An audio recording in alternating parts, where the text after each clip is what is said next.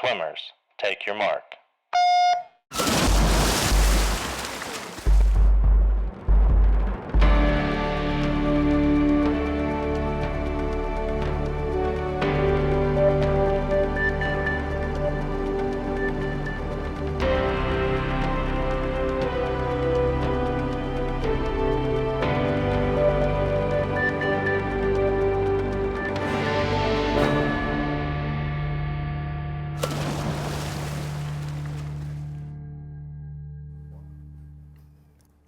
Welcome to On Deck with Florida Swim Network, and missing in action is Joe Auer. He's off on assignment, but I tell you, Sid, with districts and regionals, there's tons of assignments going on.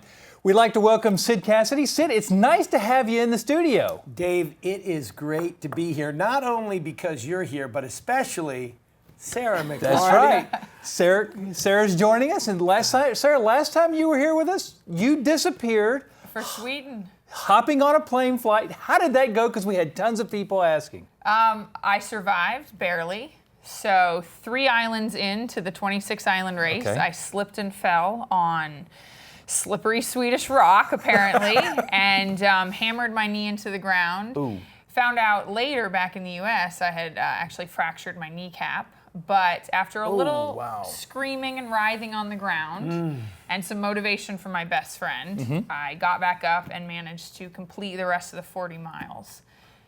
Didn't really enjoy how my knee felt, but I enjoyed the experience. You finished overall. quite well, though. Even with it, how did you finish? That's interesting. We finished in 6th place in the women's division, which was acceptable, but I'm seeking revenge next year, and I think we're going to go back and try it again. I understand. Well, that's good. You know, Dave, I've known Sarah since. I was about to say, I'm going to dive into this introduction here a little bit. Well, I used to watch her swim, you know, for Steve Lochte and with Daytona, and of course we'll get into some of her high school stories shortly.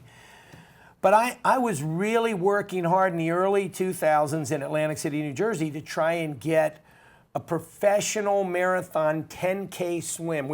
USA water. Swimming gave us a World Cup. USA, okay, you can have it. And they would send some people out, but it was mostly locals. And we ran this race, you know, behind Atlantic City and Ventnor. And I'm working hard. I was like, I get Maddie Crippen to come. And she was was an Olympian, but in the 400 IM, and she was out of shape. And then, so I'm in touch with Steve, and he said, hey, you know, Sarah. I said, I remember Sarah.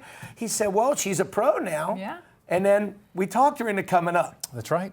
I flew up to Atlantic City. I mean, I knew I had to wait until my collegiate career was over to even attempt anything with prize money, Sid. So that was a big holdback. But after my senior year, I flew up to Atlantic City, did your 10K as my very first open water swim ever, like very first competitive open water swim. 10,000 meters. Now, it's in the Back Bay, and in this part, it's beautiful. A lot of history there. We swam through the city. I mean, we were swimming under bridges, past people's docks. Yep, the mile stretch. I think you had a water station off of someone's dock in the back where they passed out water bottles. No, and these people don't have garages. They have boats, and they have, you know, it's really a cool part of the town. So for me, I was so excited because we had to have a couple good Americans. We had the best marathon swimmers in the world. The world. It's 2004. I didn't know who they were. We're pushing to try and get into the Olympics, and we've got to show them we can do this 10K.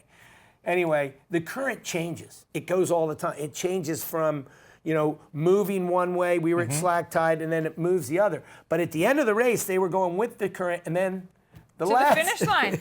I'm swimming with the pack. I'm just like drafting. I'm like, hey, this is like a bike race. I'll just sit in here, draft. I marked about 500, 400 meters from the finish line and decided, you know what? I don't know what I'm doing. I might as well go for it. And just took off. I mean, we're talking a couple months after competing college, so I'm good. Go for it. Get to Sid's finish line first. My first prize money ever won as a professional athlete was in Sid's 10K open water swim. It was awesome. And that experience, of course, she's now one of the greatest in the world, one of our American hopefuls, year in, year out. And she's sharing, one of the young girls, Renee Tomlin, who's an up-and-comer, she's sharing this knowledge of one of my former swimmers. But when you were an athlete swimming in high school... That was interesting. Tell us about the first time you get up on the blocks. So first time district meet, swimming districts. I've just come off of cross-country districts. And I had no idea what was going on. So I step up on the blocks for my first event, and apparently I had my watch on my wrist. And they don't give you a warning. They can give you a warning. They They did chose not not to give me a warning. They decided, We whoever won't the mention referee who was those that officials day. were. Yeah. Just decided to just walk over and ask me to step down off the block in my first district meet and everything. Oh, so. wow. I know the rest of the country did away with the jewelry rule. How This nice year- of them. But They still have FHSAA it. kept it because we want to make sure our athletes are safe and don't have that watch on that could. Exactly. In their lane by themselves. No, I also made a mistake. I didn't put a foot forward on the block. Again, nobody tells me things. So. Well, we're going to be pushing the excitement of that meet and how much it means when you race with You're your right. peers and race with your school friends. It's a little different than club swimming, and that's what we're all about That's the next right. couple of weeks. So here we go, real quick though, before we start diving in and talking about, Class 1A districts, wrapping up, now going into regions, 2A doing the same thing, finishing up. Sid, I'm dying to hear back. I do want to touch real quick, diving. Diving for Class 1. Like to say, keep a close lookout for Joanna Holloway from Westminster Academy. Well, that's down the road, yeah. Somebody to keep a lookout. Maya Goldstein from University School, another person to keep a lookout for the boys' yeah. side. We're going to have Austin Fields. Now, he's the defending champion He last is, year. absolutely. We got a lot of great diving in South Florida. You're That's right. mentioning some of our best. And Alex Farrow from Seacrest County. So, Right. so now it's interesting though. You're adding points up. So each week it's kind of gets a little different because it's not something we're timing. We're actually keeping scores, and it's up for coaches' determination, judges. Absolutely. So real quick, we'll come back to talk about not only what's going on here for Class A, 1A through 4A, but we also want to talk real quick about Caitlin Freeling. She's going to talk to us about swimming year-round. Hey guys, Caitlin Freeling here to talk to you about the importance of joining a club team for collegiate purposes. If you're a high school swimmer and you're just getting started, that's great. High school swimming is a great way to get your foot in the door and get acquainted with the sport of swimming. But if your goals are to become a collegiate swimmer, you really need to look at joining a club team and practicing year-round. Because when you are able to get in the water year-round, you're able to practice those techniques over and over and over again to get you to the next level. Working with the Cincinnati Marlins, they showed us a nice way to teach core stability during extension and breaststroke. Why do it? Creating a straight line during extension and breaststroke is more than just stretching your arms out front. You also have to have a solid body line. How to do it? Start with 10 seconds of plank prior to diving in for your first 50. The first few 50s use a snorkel to keep the head down into position.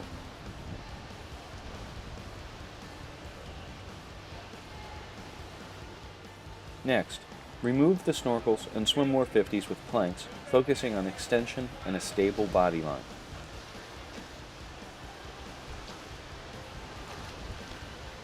How to do it really well, the fine points.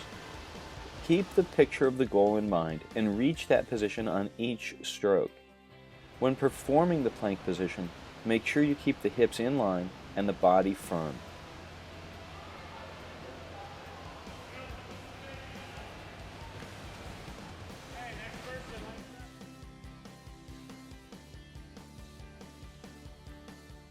"15-meter mark. Swimmers cannot swim past the 15-meter mark underwater or they get disqualified. The mark is designated by a different color buoy.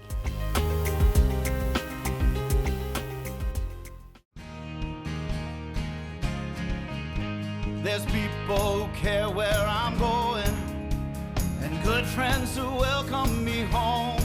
So get a full tank of freedom, drive the American road. And with a full tank of freedom, find your own highway. We'll take you wherever you go. Take you wherever you go.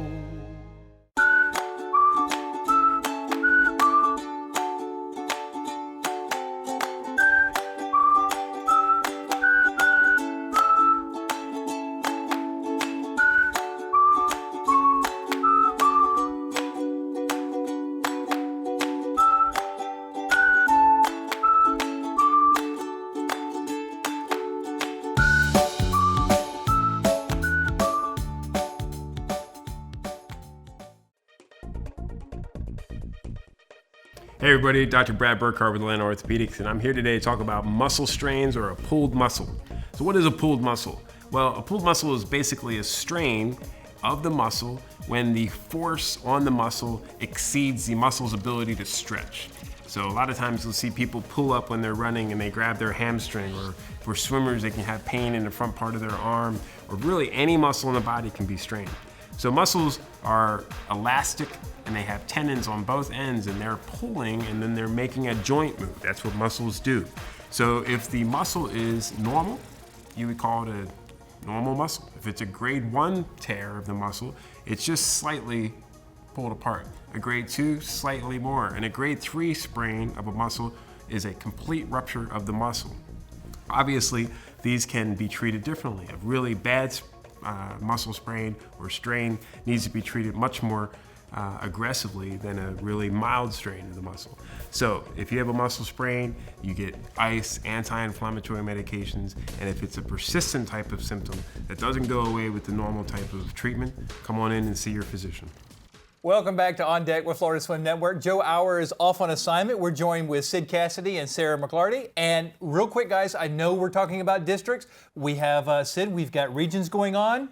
What a week. What a crazy man. week. Here we are for the 1A teams. We're almost finished with regions. By the end of tonight, everything will be in the books, and by tomorrow we'll know who's going to states. You know, We hope by tomorrow. Well, we will. But You're boy, right. there's been some great swims so far. We've seen all the district results and even some of the region results as they come in. And as we look at the 1A, 2A scene, you know, I look at 1A traditionally as been an incredible history. Of course, we have bowls. They've won it 25, 6, 7 times in a row. But there's so many good swimmers this year. And Sarah, I'm telling you, I know you were a 3A, 4A kind of swimmer, but when we talk about the 1A history, everybody's going, come on, one day we're going to be both. One day. And some of these swimmers even getting an individual title. So I did want to highlight. Yeah, and Sid, we've had some great dual meets against bowls this year. So there are a couple of schools that's been going up, but Well, you know, They're but making challenges. absolutely. You know what, Sarah? Gulliver actually beat bowls in the girls. Wow. They got Nikki Urquidy. They've got Kelly Fertel. They're both going to be Florida Gators next year. I'd look Gators. for either of them to win a state look title. at or Sid two. now doing the whole mythical championship at the end. So here's who's going to win the girls right now. It's going to be. Well, I agree though. They are a fast team. Well, let's talk a little bit about 1A. There we go. We said, you know, bowls, and I'm sure when we get to the state championships, we're going to see lots of bowls. One thing about looking at their district results, you know, they don't get challenged a lot, and they tend to get, you know, 4 out of the top 6 places, if not 1 through 4. And a lot of them will qualify for regions. At regions, we're going to see a lot of different movement. When I think about the 1A athletes that I'm most familiar with down in South Florida, you know, there's some outstanding swimmers that are coming along. And I don't, you know, I have notes all over the place, but one that is coming out of Benjamin this year is a 10th grader named Alessandra Bolderi. Now, she's going to be involved in the 200 IM. Last year, she did 2 free and 5 free. This year, she's doing 200 IM and the 100 butterfly. Wow, I want it's to talk about changing that it up. 100 fly in a minute. But I'd look for, you know, Alessandra to be one of those top females coming out. And then, you know, when you look down at some of the results we've seen so far in the 1A, you really have to think about the matchup that's coming in the girls 100 butterfly. The girls 100 butterfly is a marquee event, and I know that because for the last 3 years, well, actually, my girls won it You're right. 4 years in a row. And each of those years, there was a great swimmer from right in the Orlando area, you know, Claire Miyako, who's been right there with her. And last year, there was a third girl, a freshman in Pinecrest, Jessica Nava, and they all touched boom, boom, boom. And thank God Megan didn't shave her fingernails that day, and she got out with a victory. This year, I'd look for the two of them and Alessandra to have a great race. But, you know, we did talk a little bit about Claire, and this is her senior year. The other girls are a little bit younger, and she's actually put an interview together with us. Yeah, she sure. I think we ought to go look back from last year. Yeah, let's take a look at what she had to say. Here you go. So what is it you do that makes you so fast? I mean, How do you get so darn fast? I just work my butt off every day in practice. You always, especially in the sprint sets, try to be ahead. I just always try to win. That's great. That's a great way to be. Oh, it's great to be back and to hear what Claire thinks about training. Good answer. Yeah, she's pretty fast. She is. Well, you know, there's a lot more in the 1A, 2A I'd like to touch on today. And we talked some about the girls, but the boys in the 1A, there's a couple of big powerhouse teams from Central Florida. Lake Highland Prep Yes. and Always Berkeley. been. The freestyle relays at Lake Highland Prep and Berkeley are going to challenge. Now, I'm not saying they're going to beat Bowles. We're just looking at it like, geez, I hope we can stay close to those Correct. guys because that's our division. But I would expect them, in the freestyles also, you're going to have Bishop Verot and some of the teams from that area in Sarasota. They tend to be better in 500 and 200 and 500. Correct. And that they'll cross the 200, 100. You'll see a couple different, integrations. But the freestyle events, I'd look for some domination there. There is one young man I got to tell you about. Okay. Because we were at the meet in St. Pete. And This is one a couple weeks ago. and Okay. one of the Berkeley guys who really impressed me, I watched this kid. He qualified 17th for the region meet, okay? And his name is Mason Edmond. He's 6th grade. Oh. He went 5:36. The guy, he's a rock star. I'm telling you, the kid was amazing. And he came over afterwards. Kevin had him come over to meet me, and he told me he's a big fan of the show. So Mason, Well, there you go. good luck, Hi, buddy. Mason. Good You luck. Keep it Good up, luck. man. And in that 500, we'll see some great racing, but I think the sprints will be good too. And as long as we're talking about some of the sprints, Okay. and we kind of cross over 1A, 2A, let's not forget the great sprint family from 2A. Swimming with the Bowles Sharks club team, the youngest of the 3 Dressels, Sheridan Dressel. Oh, that's right. Sheridan's a defending champ. She's coming back. And she is, there's another 2-time defending champ. When I look at the 2A teams up there, they come from Clay. They have to go all the way over to Gulf Breeze. That's a heck of a big kind of a region meet. Correct. 6-7 hours of drive apart. But Tori Bindi won the 50 and the 100 last year. And she was swimming for Gulf Breeze all the way out in Pensacola. And then we had, along with Clay's Sheridan Dressel, we also had Dakota Mahaffey, who went 48.8 to win the backstroke last year. You got to look at that as one of the top 2. Those 3 2A swimmers from up north can make a big, big difference. And so we'll see some of that influence. There's not a whole lot of 2A schools kind of in that Right. Central Florida area. We go down south. We talked about Gulliver. We talked about some of the top swimmers down there. And, of course, some of the divers that we have coming along. So, Sid, how much of this, though, is now the cat and mouse games of coaches starting to play of, hey, you know what, let me rest this one? So how much of that is now starting to come into play? Well, it does come into play for the relays, and especially in the prelims. If you've got that really good swimmer and you're not sure what relay to put them on, and you have enough depth that you can get into the top 8 anyway, but you don't want to take that risk Right. No, and that's not get in, Don't wanna screw that and up. our defending 2A men's team is American Heritage Plantation. Julian Pignon's going to be one of those guys, and he'd be one of those guys that maybe last year Coach Nobu could have said, well, I'm strong enough, on my relays will get in without him, but this year he graduated some guys. It's kind of a crapshoot. So Okay, because I do know, listen to your strategizing a little bit over the time period. You're like, okay, you've got to rest this person. The question now is, do you rest them going into regions? Do you rest them going into states? Every coach will do it a little bit differently, but as fast as it is, especially in some of those divisions, like down in our region, if you're not ready to go in your region meet this week, you're sitting out and watching states. So that's pretty much our 1A, 2A I hear you. wrap. Well, we're going to be right back, and we're going to have Sarah. She's going to tell us a little bit about what's going to expect here for districts in 3A and 4A, but we'll do so right after this break. Have you been to our website, floridaswimnetwork.com yet? We have many pages with all the water sports for you to look at. You can also send us results, photos, and stories to info@floridaswimnetwork.com.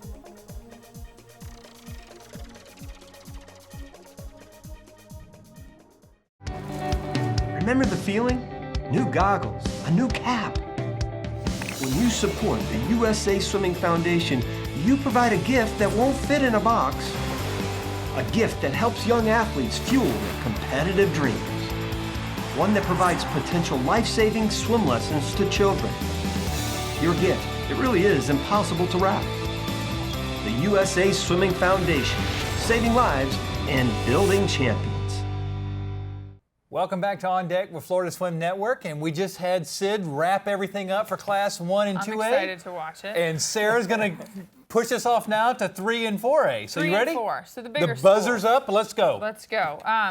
You know, first, guys, though, I do want to mention in all of these state meets and all these high school meets that Florida has over 100 swimmers qualified for Olympic trials already. Ooh. So we have to consider that a lot of those are already, they're high school swimmers. Yep. So we're watching kids that have already qualified for Absolutely. Olympic trials. This is super exciting. Yep. But 3 and 4A, we don't have all the psych sheets yet, so we're really guessing. No, you're right. You're right. So it's hard trying to put all the maps and pieces, and we're hoping some of these swimmers are swimming some of these events. We're just doing the districts. We can look at last year's results. Right, we're guessing off of what and they some swam of the district last year. matchups we know. Correct. Yeah, definitely. So let's start with 3A, guys. And the first one I want to talk about is Raphael Marceau, who last year won the 50 and the 100. So we're looking at pretty much our only returning double state champion. So he's coming out to compete again in the sprint events, and I would love to see another double out of that one. He's the only one out of 3A that won 2 events. Right. Correct. Because Brody Heck was 4A, Yep. won the same events, and Raphael was named Swimmer of the Year by the Dairy Association. What's amazing is, if you don't remember, Sid, do you remember him last year, somebody coming in and go, here's who to watch, and we're all going, what? And then sure he enough, did it. somebody called the shot, and that was it. Even though Brody was a little faster. That'll be interesting. Stepped up to the plate when it mattered. There we go. So let's go into the girls. You know, so Kyla Tennant, 200 IM 100 fly last year. She won one. She got second in another. So she's coming back this year, obviously, to try and take both. And since we're talking about here's a quick flashback from her winning states last year. And boy, did you look surprised. Yes, I was very surprised. I was not expecting that. So you went at 55.39. That was a great deal faster than your prelim time. Is it a best time, I'm assuming? Yeah, best time by a lot. Okay, so you are just a freshman. Big things in store for you. What else are you swimming tonight? I have the 400 free relay left. I've already swum the 200 medley and 200 IM, so I'm really excited about the relay. Well, what was exciting for me to see was all your teammates that came up. They were all so thrilled for you. So congratulations. Enjoy the moment. Good luck with your swims. Thank you so much. And that was Kayla Tennant from last year's state finals. And congratulations to Kayla, and hopefully she Can do it again this year. Yeah. Hey, couple of things real quick, because I know you're dying to go over to 4A real quick. Couple of girls to watch here. Elena Kraus in the 200 and 100 free from Gainesville. She had All-American qualifying times, and also She also has Olympic trials. Olympic trial cuts, and also Claire Kirchhoff-Roig, the 100 back. She has All-American consideration time last year. Curious to see from Leon High School. So that's what kinda, she can do this year. See what she can do this year. That's going to close our door for 3As. 3A. So moving on to 4As. First of all, Big one. It is. literally and figuratively. Sophomore this year, Morgan Tankersley, who last year, amazing to me, did the 5,500 double. Obviously, as Sid said, a very versatile swimmer. She's incredibly versatile. Right. And I don't know. I haven't seen yet what she signed up for. We don't even know yet. She so could win quite a few events. I'm excited to see what she does. It's interesting to see how these coaches and these swimmers select which events are going I'm to. sure she'll be there for Plant regardless. Yeah, no matter what, I'm sure she's going to swim really fast, so good luck there. But I know Dave's been really super excited to talk about this event, but the 4A men's, for boys, 100 butterfly. Oh, man. Now, we've got a race on our hands here. So, returning from last year, all within 0.3 of a second at the finish line, we got Walker Brooks, Zach Pody, and Noah Lenz. So, already super exciting right there. You remember that race? It is. It was an unbelievable race, and the best part about it, there are 3 seniors coming back. But here's the thing. There's another dark horse swimmer that's coming in here. I saw him swim a couple weeks Oh, ago. man. So transferred over from a different division, Cody Klein. No, he didn't transfer. He got out of the freestyle. He was a great Oh, freestyle. all right. He and Brody Heck were knocking. He's going to race Brody in the 50. Now and he's that's gonna going to do be a the great 100 race. fly. Cody went 49.8 at our county championships without shaving. He'll be right there with us. He's gonna. This is going to be a super exciting It is going to race. be a great race. Sit there and see everybody kind of tee it up and go. Who else? So- Is there anybody else in 4A we really need to mention? Because I know it's going to be, those relays are going to be awesome. 4A relays up and down, I expect to see a lot. Personally, I like the distance events. I think the men's distance events, like the 500 freestyles, is also going to be super exciting to watch. Drew Clark, Daniel Erlenmeyer coming back racing each other again, and Daniel's he's committed to NC State, so we've also got some athletes at their last high school meet and already committed to college. And Sid, you mentioned Brody Heck earlier. Boys 100 free, senior Brody Heck and Victor Toth. Well, Victor last year, but I think Victor left Spruce Creek because he was a club coach with Daytona Beach. I'm not sure exactly. I haven't seen that lineup yet. And unfortunately I think he's at a different school now. So it's going to be really interesting, especially this 4A, how everybody's going to match up, and we should kind of start seeing how everything kind of We are wraps just up. guessing, so we'll see what happens. We'll see very soon. You're right. It's going to be exciting. You know, if you want to catch all the results, go to FloridaswimNetwork.com. That's where you can find all the results, not only from regions, districts, and all classifications. But you know what, guys? Next week, we're going to be talking really about states on your way, and then we're going to kind of wrap everything up. On behalf of Sid, Sarah, and myself, hope to see you next week. So long, everybody. Good luck.